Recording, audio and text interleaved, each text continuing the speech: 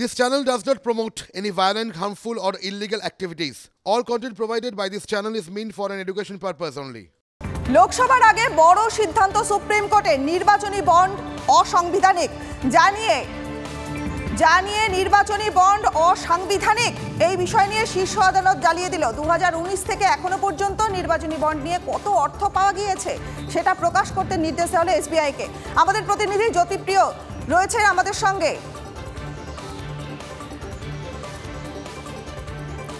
আমাদের প্রতিনিধি জ্যোতির্ময় রয়েছে আমাদের সঙ্গে। জ্যোতির্ময়, কি জানতে পারছো? দেখো, একটা বিষয় আছে, সুপ্রিম কোর্ট স্পষ্ট করে দিয়েছে যে ইলেকশন বন্ড বা নির্বাচনী বন্ড যা 2018 সালে আইন সংশোধন করে নিয়ে এসেছিল কেন্দ্রীয় সরকার অর্থ বিলের মাধ্যমে, তা সম্পূর্ণভাবে অসাংবিধানিক বলে জানিয়ে দিয়েছে সুপ্রিম কোর্ট। এবং সেক্ষেত্রে যে নির্দেশ দেওয়া হয়েছে যে মার্চের 6 তারিখের মধ্যে কোন রাজনৈতিক দল কত ইলেকট্রাল বন্ডের মাধ্যমে অর্থ পেয়েছে সেই সংক্রান্ত তথ্য নির্বাচন কমিশনকে জমা দিতে হবে এসবিআই। এবং সেক্ষেত্রে 2023 সেপ্টেম্বর পর্যন্ত মোট কত অর্থ এসছে সেই সংক্রান্ত তথ্য তাদেরকে জানাতে হবে। এর পরবর্তী ক্ষেত্রে মার্চের 13 তারিখের মধ্যে এই সংক্রান্ত যাবতীয় তথ্য নির্বাচন কমিশনের ওয়েবসাইটে আপলোড করতে হবে এবং পরবর্তী ক্ষেত্রে রাজনৈতিক দলগুলিকে এই টাকা রিফান্ডও করতে হতে পারে। যেটা গুরুত্বপূর্ণ বিষয়, আজকে শুনানি পর্বে আমরা দেখি যে মূলত দুটি ইস্যুর ওপর আজকে জোর দিয়েছে সুপ্রিম কোর্ট। প্রথমত, কেন্দ্রীয় সরকার যে সংশোধনী নিয়ে এসেছিল তা তথ্যের অধিকার আইনকে লঙ্ঘন করছে কিনা।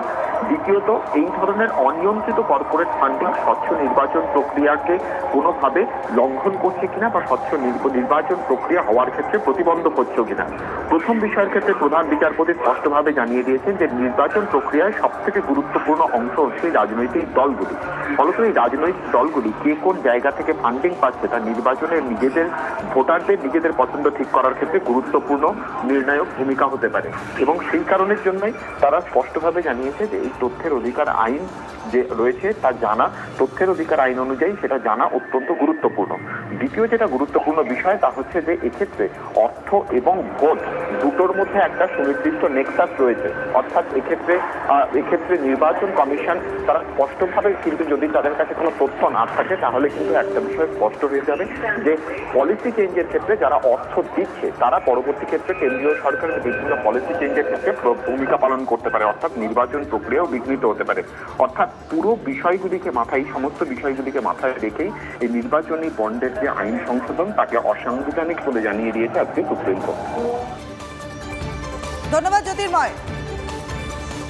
শুভেন্দু সহ 6 বিধায়ককে সাসপেনশনের প্রতিবাদ, বিধানসভার ভেতরে এবং বাইরে বিক্ষোভ বিজেপির।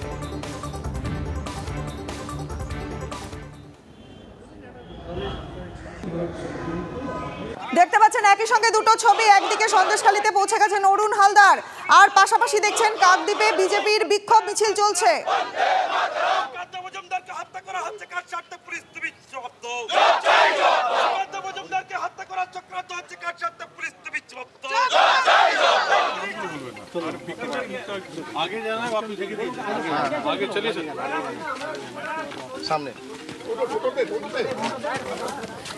এই মুহূর্তে দুটো ছবি আপনারা দেখছেন, সন্দেশখালীতে একদিকে পৌঁছে গিয়েছেন জাতীয় তফসিলি জনজাতি কমিশনের চেয়ারম্যান ইনচার্জ অরুণ হালদার, সেই ছবি আপনারা দেখছেন। অন্যদিকে কাকদ্বীপে বিজেপির বিক্ষোভ। আজ হাই ভোল্টেজ বৃহস্পতিবার, আমরা সকাল থেকেই আপনাদেরকে বলছিলাম একাধিক কর্মসূচি রয়েছে এই সন্দেশখালীকে ঘিরে। প্রত্যেকটি রাজনৈতিক দলের কর্মসূচি রয়েছে, বিজেপির এসপি অফিস ঘেরা অভিযান রয়েছে। আপনারা দেখতে পাচ্ছেন এই মুহূর্তে কাকদ্বীপে বিজেপির বিক্ষোভ চলছে।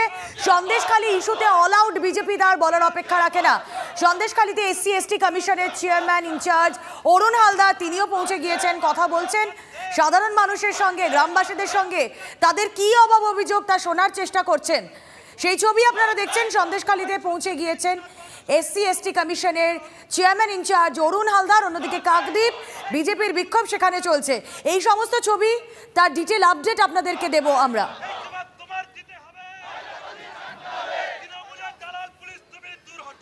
আরো একটি ছবি আপনারা দেখছেন যেখানে চোপড়া কাণ্ডে রাজভবনের তৃণমূল, রাজ্যপালের সঙ্গে সাক্ষাৎ করবেন তারা।